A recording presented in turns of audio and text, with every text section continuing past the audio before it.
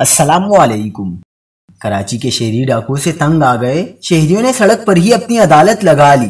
ناگن چورنگی پر مشتعل ہجوم کے تشدد سے مبینہ ڈاکو ہلاک۔ تازہ ترین ویڈیوز کے لیے چینل کو سبسکرائب کر کے بیل آئیکن اور آل نوٹیفیکیشن پر کلک کریں۔ آپ کو بتاتے چلیں کہ کراچی کے علاقے نارتھ کراچی میں ناگن چورنگی کے قریب عوام کے تشدد سے مبینہ ڈاکو ہلاک ہو گیا۔ مارے جانے والے ڈاکو کا ساتھی فرار ہونے میں کامیاب ہو گیا۔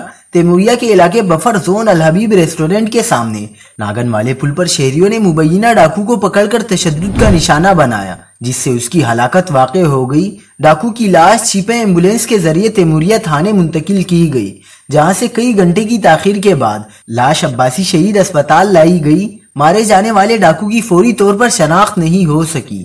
مبینہ ڈاکو کی لاش عرصہ کی شناخت کے لیے سرخانے میں امانتاً 3 دن کے لیے رکھوا دی گئی ہے۔ مزید خبروں کے لیے دیکھتے رہیے حق پاکستان نیوز۔